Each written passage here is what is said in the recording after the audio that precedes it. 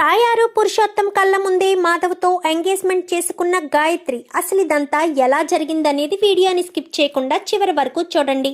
పొదరిల్లు రేపటి ఎపిసోడ్స్లో ఏం జరగబోతుందో ముందుగా తెలుసుకోవాలి అనుకుంటే వీడియోని లైక్ చేసి ఛానల్ని సబ్స్క్రైబ్ చేసుకుని పక్కనే ఉన్న బెల్ సింబల్లో ఆల్ పై క్లిక్ చేయండి. గాయత్రి మాధవ్ ఇద్దరు ఒకటవ్వాలని మీరు కూడా కోరుకుంటే కామెంట్లో ఎస్ అని టైప్ చేయండి.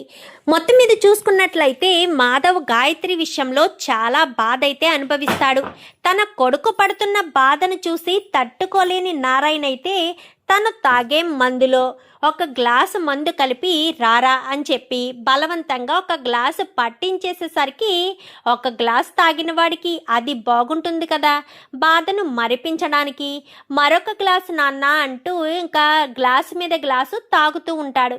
ఈలోపు మహాలక్ష్మి కన్నా ఇద్దరు వస్తారు.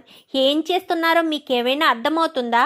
అసలు మీరు తాగడమే తప్పు అంటే మరి మీ కొడుకు చేత కూడా తాగిస్తున్నారు, పెద్దకి కూడా లేని అలవాటుని అలవాటు చేస్తున్నారా అని చెప్పి ఈ మహాలక్ష్మి అడిగిన ప్రశ్నకు గాను నారాయణ, ఆ రోజు నా కడుపులో కత్తిపోటు దిగితే ఎప్పుడూ మందుకు వెళ్ళని నువ్వు మందు షాప్కి వెళ్ళి మరి నాకు మందు తీసుకొచ్చి ఇచ్చావు. మరి నా కొడుకుని ఆ గాయత్రి మోసం చేసింది. వాడు ఎంత క్షోభ అనుభవిస్తున్నాడో నీకేమైనా అర్థమవుతుందా? మరి వాడు అంత బాధని అనుభవిస్తూ సైలెంట్గా ఎలా చూస్తూ ఊరుకోవాలి? వాడి బాధను కొంచెమైనా తగ్గించడం కోసమే, వాడు ప్రశాంతంగా నిద్రపోవడం కోసమే ఈ మందు అని చెప్పి ఇంకా మహాలక్ష్మికి సమాధానం చెప్పేసేసరికి ఈలోపు వీళ్ళిద్దరూ వస్తారు. కేశవ ఇటు చక్రి వచ్చేసేసరికి మాధవ తన మనసులో బాధ అంతా కూడా వెళ్ళగక్కుతాడు. ఇన్ని రోజులు నేను నిద్రపోయాను అనుకుంటున్నారా? నిద్రపోయినట్టు నటిస్తున్నాను. పెరటి గుమ్మం నిండా గుమ్మంలోంచి గాయత్రి ఎప్పుడొస్తుందా అని ఎదురు చూస్తూ ఉన్నాను. గాయత్రి వచ్చి నన్ను పెళ్లి చేసుకో బావా అని అంటుందేమోనన్న ఆశ అంటూ ఇంకా మాధవ్ చెప్పి ఎంతగానో బాధపడేసరికి అన్నయ్య అంటూ మొత్తం ముగ్గురు కూడా పట్టుకుంటారు. ఇంకా లోపలికి తీసుకువెళ్ళి పెద్దిని పడుకోబెట్టను కానీ ముగ్గురు కూడా మాధవ్ని తీసుకెళ్ళి పడుకోబెడతారు. ఇంకా రోజు రాత్రంతా కూడా మహాలక్ష్మి ఆలోచనలో పడుతుంది. మరుసటి రోజు ఉదయాన్నే ఎవరు కూడా సరిగ్గా టిఫిన్ కూడా చేయరు, టీ కూడా తాగకుండానే అందరూ బాధపడుతూ ఉంటారు.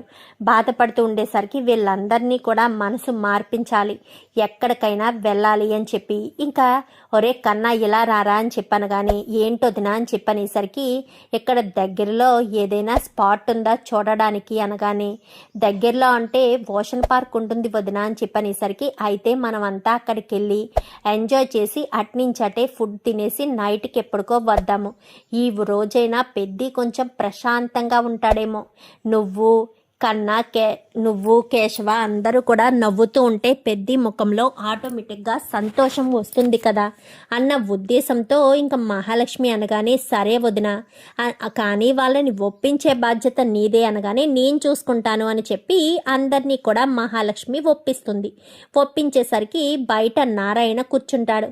వీళ్ళంతా రెడీ అయి బయటకు వస్తారు. వచ్చిన తర్వాత ఈలోపు బీడీ తీసి కాల్చడానికి నారాయణ సిద్ధంగా ఉన్న సమయంలో మహాలక్ష్మి చూసి మేమంతా బయటికి వెళ్తున్నాము, మీరు వస్తారా అని చెప్పాను కానీ వస్తారా అని అడుగుతున్నావా రమ్మని అంటున్నావా అంటూ నారాయణ మహాలక్ష్మిని ఎదురు ప్రశ్న అడుగుతాడు. అడిగేసరికి రమ్మంటే మీరు వస్తారేంటి? మీకు రావాలనిపిస్తేనే కదా మీరు వచ్చేది. ఇంతకీ నన్ను రమ్మంటావా వద్దంటావా?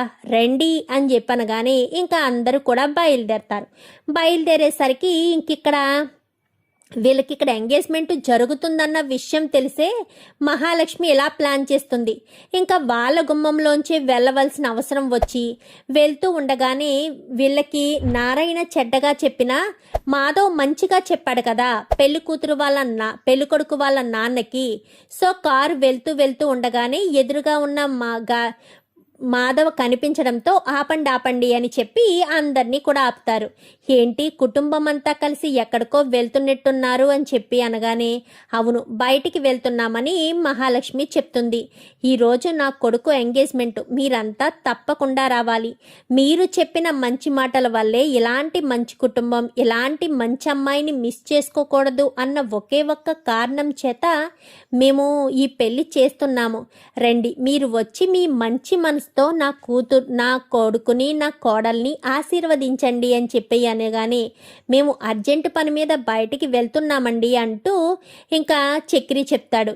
లేదు బాబు మీరు రావాల్సిందే అంటూ బలవంత పెట్టడంతో ఇంకా తగని తప్పని పరిస్థితిలో అందరూ కారు దిగుతారు. కారు దిగి అందరినీ కూడా తీసుకొచ్చి రెండు కూర్చోండి, ఎవరొచ్చారో చూడరా, పెళ్లి కూతురికి మేనమామ వాళ్ళ కుటుంబం అంతా వచ్చారు, వాళ్ళందరూ కూడా ఎదురు సీట్లోనే కూర్చున్నారు అని చెప్పి అందరినీ కూడా చూపించి వీళ్ళ చెప్పడం వల్లే గాయత్రి మనకు మంచిదని, గాయత్రిని పెళ్లి చేసుకుంటే నువ్వు సంతోషంగా ఉంటావని అదిగో ఆ బాబాయ్ చెప్పాడు అని చెప్పి ఇంకా వేలెట్టి చూపించేసరికి గాయత్రి మాధవ్ వంక చూస్తుంది.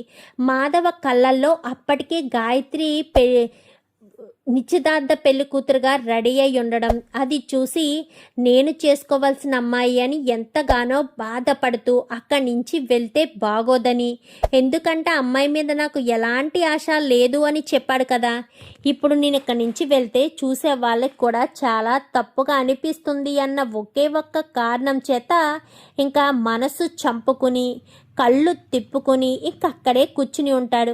ఇంకా గాయత్రి మాధవ్ వంక అలా చూస్తూనే ఉంటుంది. మాధవ్ అప్పుడప్పుడు గాయత్రి వంక చూసినా గాయత్రి మాత్రం ఎప్పుడు కూడా మాధవ వంకే చూస్తూ తెగ సంబరపడుతూ ఉంటుంది. చూస్తూ ఉండేసరికి ఇదేంటండి వీళ్ళని తీసుకొచ్చాడు అనగానే ఇప్పుడు మనం ఏం చేసినా మనమే అల్లరి పాలవుతాము, వాళ్ళే సైలెంట్గా కూర్చున్నారు కదా, మనము వీలైనంత తొందరగా ఈ ఎంగేజ్మెంట్ పూర్తి చేసేస్తే బాగుంటుంది, అమ్మాయి అబ్బాయి చేత ఉంగరాలు తొడిగిస్తారా పంతులు గారు అనగానే అలాగే బాబు, ముందు మీరిద్దరూ నిశ్చితార్థ తాంబూలాలు తీసుకోండి అని ఒకరికొకరు నిశ్చితార్థ తాంబూలాలు అందించుకున్న తర్వాత అమ్మాయి అబ్బాయి ఉంగరాలు తొడుక్కోండి అంటూ చెప్పడంతో ఇంకా ఇద్దరు కూడా నిలబడి ఉంగరాలు పట్టుకుని ఉంటారు.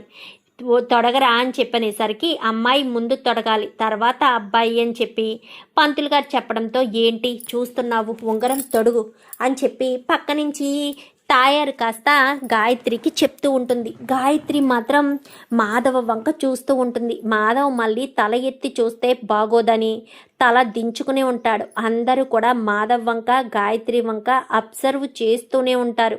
అలా అటు ఇటు అబ్జర్వ్ చేస్తూ ఇంకా వాళ్ళనే వాళ్ళ వంకే చూస్తూ ఉంటారు. చూస్తూ ఉండేసరికి ఇంకా మాధవ్ అయితే తల దించుకుంటూ ఉండగానే ఏంటి చూస్తున్నావు, ఉంగరం తొడుగు అంటూ ఇంకా గట్టిగా అరుస్తుంది తాయారనేసరికి ఏయ్ నార్మై అంటూ గట్టిగా అనేసరికి అందరూ కూడా తన వంక చూస్తారు.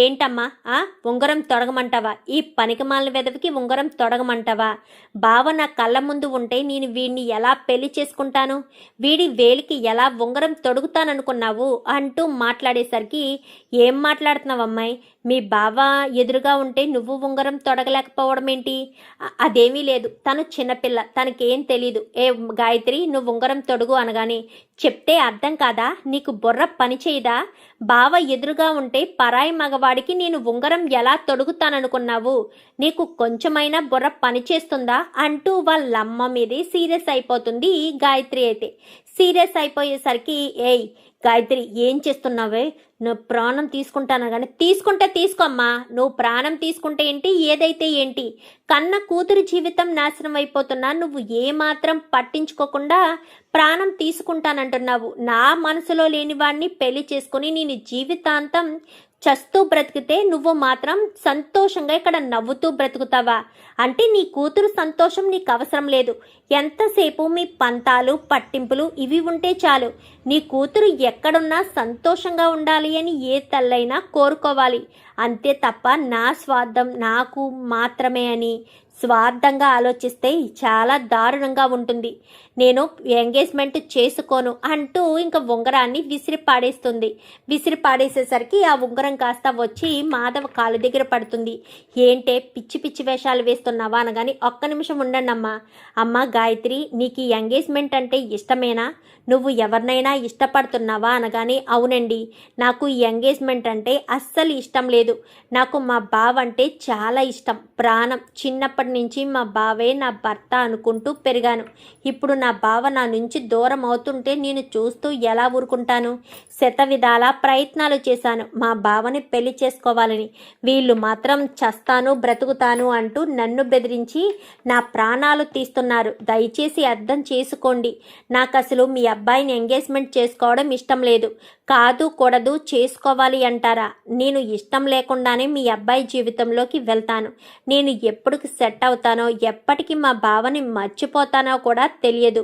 మీ అబ్బాయితో నేను ఉన్నా సంతోషంగా మీ అబ్బాయి అయితే ఉండలేడు, అది మాత్రం గుర్తుపెట్టుకోండి అని చెప్పి ఇంకా అక్కడి నుంచి కాస్త గాయత్రి 2 అడుగులు ముందుకు వేయబోయేసరికి, ఆగమ్మ గాయత్రి, నీకు ఎవరంటే ఇష్టం? నీకు ఈ అబ్బాయి అంటే ఇష్టం లేదు, అదే నా కొడుకు అంటే ఇష్టం లేదు, కానీ ఎవరంటే ఇష్టం అని చెప్పి అనేసరికి, నీకెందుకయ్యా ఎవరైతే ఇష్టమైతేనో, తన ఎంగేజ్మెంట్ చేయడానికి వచ్చాము, ఎంగేజ్మెంట్ చేయాలి తప్ప నీకు వాళ్ళంటే ఇష్టమా వీళ్ళంటే ఇష్టమా అంటూ అడుగుతావేంటి? వాళ్లకు నీకు ఇంకా ఏ సంబంధం లేదు, వాళ్ళ గురించి అడగాల్సిన అవసరం కూడా లేదు. నువ్వు ఆ ఉంగరం తీసుకురావే తాయారు. ఉంగరం ఎలా తొలగదో నేను చూస్తాను. మీకొక్కసారి చెప్తే అర్థం కాదా నాన్న? నా ప్రాణాలెందు నిలువునా తీసి పడేస్తారు. ఈవిడంటే ఈవిడ అలాగే తయారైంది, నువ్వంటే నువ్వు అలాగే తయారయ్యావు. పంతాలు పట్టింపులే చూసుకుంటారు తప్ప మీ కూతురి భవిష్యత్తు చూడరు. చెప్తున్నాను చూడండి, మా బావ అంటే నాకు చాలా ఇష్టం. మా బావనే పెళ్లి చేసుకోవాలనుకున్నాను. మా అమ్మ వాళ్ళే బలవంతంగా పెళ్లి చేస్తున్నారు. అది మీరు అర్థం చేసుకుంటే బాగుంటుంది అని చెప్పనేసరికి, ఏంటండి పురుషోత్తం గారు, ఏంటిదంతా? ఈ రోజుల్లో ప్రేమ పెళ్ళిళ్ళు కామన్ అండి. మీ అమ్మాయి వేరే అబ్బాయిని ప్రేమించింది అన్న విషయం మాకు ఒక్క మాట చెప్పున్నా మేము ఇంతవరకు తీసుకొచ్చే వాళ్ళం కాదు కదా. ఆయన అబ్బాయి చాలా మంచివాడు. మీరు ఎలాంటి వాళ్ళు, ఇంత గొడవ చేసేవాళ్ళు అని తెలిసిన అబ్బాయి మాకు ఏం చెప్పాడో తెలుసా? వాళ్ళ నాన్న అయితే వాళ్ళ గొడవల కుటుంబం అని, పగలు పంతాలే వాళ్ళకి ముఖ్యమని, కూతురి భవిష్యత్తు కూడా అవసరం లేదని వాళ్ళ నాన్న చెప్తే ఆ అబ్బాయి ఏమేమి చెప్పాడో తెలుసా? మా గాయత్రి చాలా మంచిది, అనుకువగా ఉంటుంది, మా గాయత్రిని పెళ్లి చేసుకుంటే మీ జీవితం చాలా బాగుంటుంది అని ఎక్కడికక్కడ గాయత్రి గురించే మాట్లాడుతూ, గాయత్రి మంచిదని, మీ కుటుంబం మంచిదని, గాయత్రి మీద పోనీ నువ్వు ఇష్టపడ్డావా అబ్బాయి, నువ్వు గాయత్రిని పెళ్లి చేసుకోవచ్చు కదా అని నేనంటే ఏమన్నాడో తెలుసా? చిన్నప్పటి నుంచి కలిసి పెరిగాం కదండి, మాకు ఆ ఫీలింగ్ లేదు అని చెప్పి ఇది తన మనసులో ఉన్న బాధను మనసులోనే దాచుకుని, ఎదుటి వాళ్ళ ముందు ఆడపిల్ల భవిష్యత్తు నాశనం అవ్వకూడదు, నా దగ్గర సంతోషంగా లేకపోయినా పరాయి అంటే పెళ్లి చేసుకున్న చోటైనా సరే సంతోషంగా ఉంటుంది కదా అన్న ఒకే ఒక్క కారణం చేత నేను ఏమీ మాట్లాడలేదు. ఆ రోజు నిజంగా అబ్బాయి చెప్పిన రీతికైతే నేను నిజంగా ఇలాంటి మంచి అబ్బాయిని వదులుకున్నారు, వీళ్ళు మాట్లాడుకుని పెళ్లి చేస్తే బాగుండు అనుకున్నాను. చూడయ్యా, నీ కోసము తల్లిదండ్రులను ఎదిరించింది, ఇక్కడ నిశ్చితార్థంలో ఇలా మాట్లాడుతుంది. ఆ అమ్మాయి మీద నీకు కొంచెం కూడా ప్రేమ లేదా అనగానే, ప్రేమ లేకపోవడం ఏంటి సార్? మా పెద్దికి గాయత్రి అంటే చాలా ఇష్టం. పెళ్లి సంబంధం అడగడానికి కూడా మేము చాలాసార్లు వచ్చాము. అయినా సరే వీళ్ళు ససేమిరా మమ్మల్ని అవమానించి పోలీస్ స్టేషన్ పాలు చేసి చాలా గొడవలే చేశారు. కానీ వీళ్ళిద్దరికీ ఒకరంటే ఒకరిష్టం. మా పెద్ది మాత్రం గాయత్రిని ప్రాణం కంటే ఎక్కువగా ప్రేమించాడు సార్. కానీ వీళ్ళిద్దరినీ ఒకటి చేసే మార్గం మాత్రం మాకు దొరకలేదు. చనిపోతాను, ప్రాణాలు తీసుకుంటాను అని బెదిరించి మరీ గాయత్రిని మనసు మార్చేశారు. ఏం చేయమంటారు? మనసు చంపుకొని ఇక్కడ ఉండలేక మేము బయటకు వెళ్తున్నాము. అప్పుడే మీరు వచ్చి మమ్మల్ని ఇక్కడికి తీసుకొచ్చారు అంటూ ఇంకా మహాలక్ష్మి చెప్పేసేసరికి, ఎందుకయ్యా ఇలాంటి అబ్బాయినా మీరు దూరం చేసుకుంటున్నారు? ఇలాంటి మంచి అల్లున్నా దూరం చేసుకుంటున్నారు? నా కొడుకు మంచివాడే కాదనను, కానీ ఒక అమ్మాయి ప్రేమించిన తర్వాత అమ్మాయే కావాలని కోరుకుని ఇలా ఏదైనా వస్తే ఖచ్చితంగా చెడగొట్టైనా సరే అమ్మాయిని సొంతం చేసుకునే మనస్తత్వం నా కొడుకుకు ఉంటుంది. కానీ ఈ అబ్బాయికి అలాంటి మనస్తత్వం లేదు. వాళ్ళ నాన్న తప్పుగా చెప్పినా తను మాత్రం మీ కుటుంబం గురించి చాలా గొప్పగా చెప్పాడయ్యా అంటూ ఇంకా ఆ పెళ్లి కొడుకు తండ్రి మాట్లాడేసరికి వీళ్లకు ఎన్ని మాటలు చెప్పినా బుర్రకెక్కవండి. ఎందుకంటే వీళ్ళ బుర్రల నిండా పగ పంతాలు మాత్రమే ఉన్నాయి. కూతురు భవిష్యత్తు ఏమైపోతుందో, కూతురు పెళ్లి తర్వాత బ్రతుకుతుందో లేక ప్రాణాలు తీసుకుంటుందో కూడా వీళ్ళు ఆలోచించరు అని ఇంకా గాయత్రి చెప్పేసేసరికి, అమ్మా నీకు ఈ అబ్బాయిని పెళ్లి చేసుకోవడం ఇష్టమే అయితే రా అబ్బాయి, మీ ఇద్దరికి నేను ఎంగేజ్మెంట్ చేస్తాను అనగానే, నువ్వెవరవయ్యా ఎంగేజ్మెంట్ చేయడానికి, నాకు పోలీస్ వాళ్ళు తెలుసు, వాళ్ళకు ఒక ఫోన్ కొట్టి ఇక్కడికి పిలిపించాననుకో వెనక ముందు ఆలోచించకుండా మీ ఇద్దరిని తీసుకెళ్లి జైల్లో పడేస్తారు. ఇష్టమైన అమ్మాయికి ఇచ్చి ఆ అబ్బాయికి పెళ్లి చేయడం మానేసి ఇలా చేస్తున్నారా, బలవంతపు పెళ్లి చేస్తున్నారని నేనే పోలీస్ కంప్లైంట్ ఇస్తాను, అర్థమవుతుందా అంటూ ఇంకా పెళ్లి కొడుకు తండ్రి చెప్పేసేసరికి, చాలా థ్యాంక్స్ అండి అని చేతులు జోడిస్తుంది గాయత్రి. అమ్మ నువ్వు నా కూతురు లాంటి దానివి, నా కొడుకు నిన్ను ఇష్టపడ్డాడు అన్నందుకే నేను ఇంతవరకు తీసుకొచ్చాను, నా కొడుకుని నువ్వు సరిగ్గా కూడా చూడలేదు, ఎందుకంటే నీ మనసులో ఆయన మాధవ ఉన్నాడు కాబట్టి, నువ్వు మాధవని మనసులో పెట్టుకుని నా కొడుకుని పెళ్లి చేసుకున్నా సంతోషంగా ఉండలేవు, నా కొడుకు ఎక్కడ ఉన్నా సంతోషంగా ఉండాలని కోరుకునే స్వార్థపు తండ్రిని నేను.